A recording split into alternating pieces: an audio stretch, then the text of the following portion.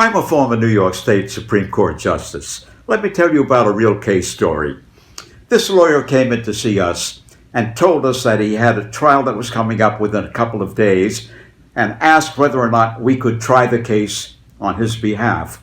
He represented people from the Dominican Republic, a husband and wife.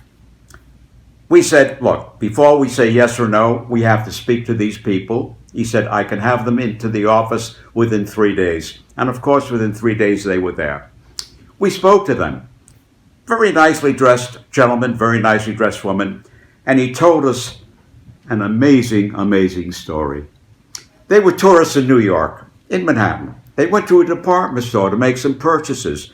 After the purchases, they went and they paid the cashier. And as they're leaving, bells and whistles went off. 2 guards accosted them on the sidewalk, dragged them in forcefully into a back room, locked up the door, and kept them prisoner. Took the purchases that they made, tossed them on the table violently, took the lady's purse, emptied it out looking all around. Sure enough, they found the receipts for every item, except one item had a security tag attached to it. The cashier did not cut it off. As a consequence, when these people were leaving the store, the alarms went off. Well, an action was brought ultimately several years before for assault and also for false imprisonment. They had received an offer, very small offers, once several $1,000s, they rejected it. $5,000, they rejected. Finally, they received an offer of $15,000. They rejected it, although their lawyer, wanted to accept it. Okay, case comes to us. Shall we take this case? Now, listen to this. We find out that this gentleman started off in poverty, went through schools, ultimately through the police academy, ultimately became what would be equivalent to the director of the FBI in the United States. He was in charge of the police department of the entire nation of the Dominican Republic. And he started a political party and ultimately ran for the presidency of the Dominican Republic. Now, at the contest itself, the political action itself, his competitors started to distribute all kinds of information that he was a thief, he was a shoplifter, and therefore he should receive no votes whatsoever. He lost the election. Whether or not he would have won it or not, who knows? But in any event, his reputation had been ruined.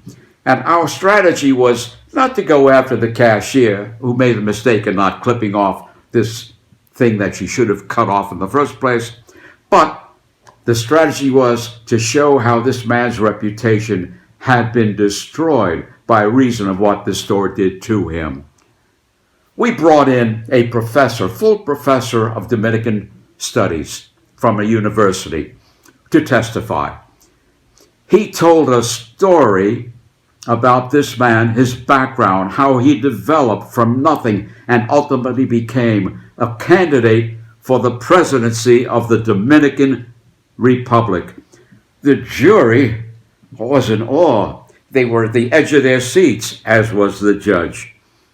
When the jury indicated they had the verdict, they came back within 3 hours. Despite the fact that an offer of $15,000 had been made and the lawyer representing these people said they should take it, of course, we said, no way should that be taken. Not at all. The jury came back with a verdict of $1 million, the highest amount ever recorded in the nation for this kind of a case. Well, a spectacular story with a spectacular result. That's it. Until we meet again, this is the storyteller telling you to stay safe and keep out of danger.